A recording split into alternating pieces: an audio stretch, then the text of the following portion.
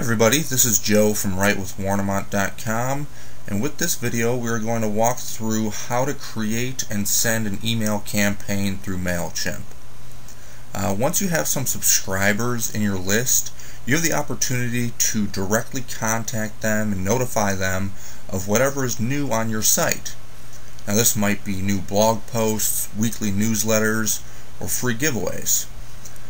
And then of course you can always do a sales nudge on the side or at the end of your email in order to get people to buy things such as a new book. So to get started, go to Mailchimp.com and get logged in. So just go to the login key and we'll get logged into our account right here. You can then click on the Send a Campaign button in order to get started. So just over here on the right, you can click Send a Campaign to get started. The first step is going to ask you who you want to send the email to. I've added myself in this email list so we actually have someone to send to. So I'm going to send to my entire Mailchimp training newsletter, which has one recipient. You also have the option to send to a certain segment of people if you would like to. So if you go over here and click on Send to Segment, that'll give you a drop down. So you can maybe send to the most active subscribers if you want, or you can use one of the other filters. So if we go to the drop down, we have various different options for segmenting your database, and that just allows for more target marketing. But I'm just going to cancel that and send it to everyone, and we'll click on the next step, which is the setup. Here you'll want to name your campaign. This is for your own reference, so you can go back in and distinguish between past campaigns when you want to check out stats and whatnot. Alright, so I'm just going to do Crushing Writer's Anxiety. And that was one of my older blog posts on my own blog. The email subject can then be changed, so I might put New Blog Post Crushing Writer's Anxiety.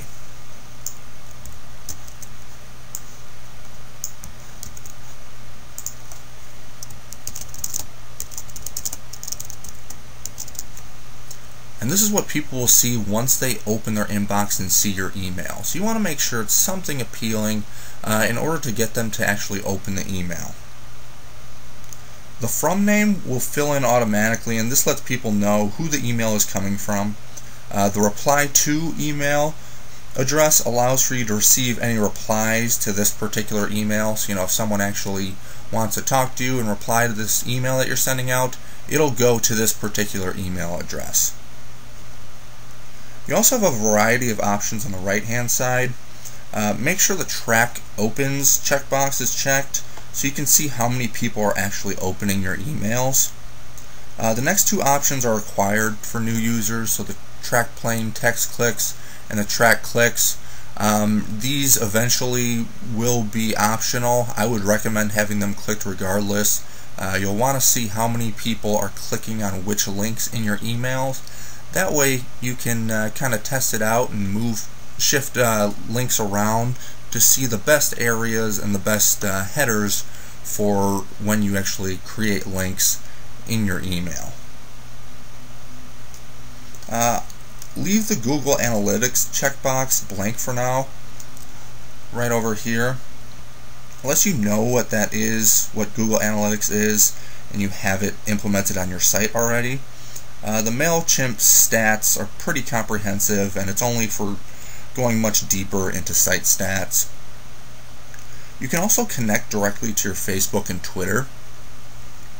Feel free to link these up, as they will post the email automatically to your social sites. I don't personally use these because I like customizing what I say on every social post that I create. I usually make things a little bit different on Facebook and as opposed to Twitter. But that is really up to you. It can be a good one-click distribution option for many people. And after that, we'll just go down here to next step, which is going to be designing our email. And you have a few options for building your templates. You can create your own with a drag and drop editor. You can grab one of their basic templates, which is basically pre-designed templates, but they're very, very simple email templates. Pre-designed are a little bit more complex with more images, better design in my opinion. And then you also have my templates, which is going to be any templates that you've saved yourself and you want to, reuse. I would highly recommend using the pre-designed templates.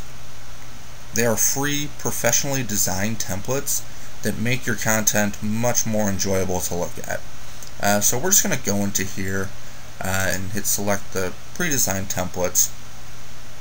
Now take some time to decide which template will work for your brand. Find a template with similar colors as your website that can be used over and over again. I would highly recommend to not use a different template every time you send out an email, as this kind of destroys the point of branding and creating a recognizable image for yourself. Seasonal template changes can be fine, but otherwise stick to one design, brand it, get your logo in there, any pictures you like, and links, and then save it to your templates, and then use it over and over again.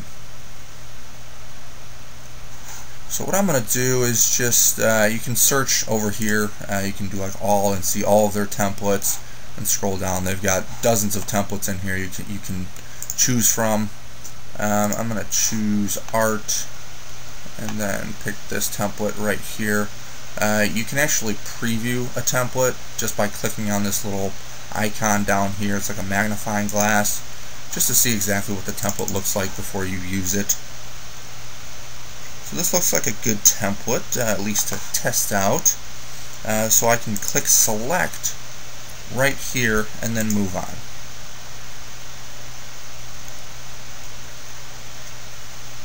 In the next video I will go through some tips on designing your templates, but for now I just want to send it out.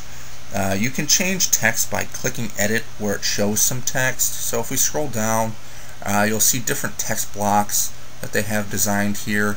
If you ever want to go in here and edit this text, which I'm assuming you will since you don't want their pre-set text in there, you can just click on the edit button, and that will allow you to delete everything in here and then type in your own text. And then once you're done with that, you can hit save now, and that will be reflected in the email.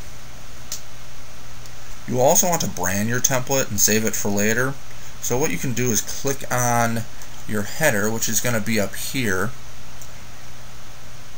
You can click on design header, which allows you to upload an image from your computer. That way you can upload, a logo or a picture that you would like to have on every single one of your emails that go out. After that, once you have your branded header, you can save your customized template for later use. And in order to do that, you can just go to Save to My Templates, and then you can call it whatever you want. That way, next time you send out an email, you can simply just go to My Templates and select that saved and customized template. Alright, so once we're done designing our template, we can go to the next step, which is going to be your plain text email. Now this shows what people will see if they cannot download images in their email client. You can really just skip over this, as you won't be changing anything. It just shows that if someone can't download images, this is what they're going to see. So you can just hit next step, confirm. I would highly recommend previewing your email before it goes out. On this step you can just scroll all the way down. This just provides all the steps that we just went through. So you can scroll all the way down to the bottom, and you have three options. You can send it now, you can schedule, or you can also preview and test. I would highly recommend preview and testing at least once before you send out an email. In order to do this, you just got to click on this button, and the only two options you'll probably be using are the open pop-up preview, which will give you a little pop-up of the email, and it will also generate these tags at the bottom so you can see that everything's working correctly. And in order to test out links or see if all those tags are working, you'll want to send a test email to yourself. So you can type in your email address, send test. It usually takes a couple minutes, maybe 5 minutes, just to get to your inbox. So wait for that to come to your inbox, and then check to see that all the links work fine and the formatting looks correct. Then after everything is ready to go, you can send it now or schedule it for the future. Scheduling emails is nice if you're writing something on the weekend maybe and then want to send it during the week, since open rates are much higher during the week, so you won't want to be sending on the weekends. And then after you send it, so I'm just going to send now and hit send campaign. After you send your campaign, you will receive a confirmation email that the campaign successfully sent out.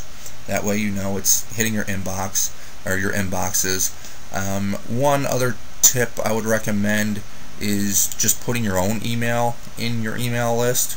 That way you can verify that the emails are being sent out once it hits your inbox. Now after waiting a few hours, you can go to your reports and see who is looking at your emails. So if we click here to check out reports, it'll give us all our campaigns. So if we go to Crushing Writer's Anxiety, which is the one we just sent out, you can click what campaign you want to view stats on, and then you will be able to see how many people opened the email, how many people did not, as well as how many clicks and what links were actually clicked on. So right here you can see opens, unopened. Obviously, I haven't opened that email yet. And then clicks will show you how many people have clicked any particular link in that email. You will also be able to see unsubscribes after this email has been sent out, as well as complaints. All of this information is crucial to figuring out if people like your content. If lots of people unsubscribed or didn't open the email after you sent it, think about taking a different approach to your content, or even something as small as changing your subject line. Changing your subject line could help get more opens.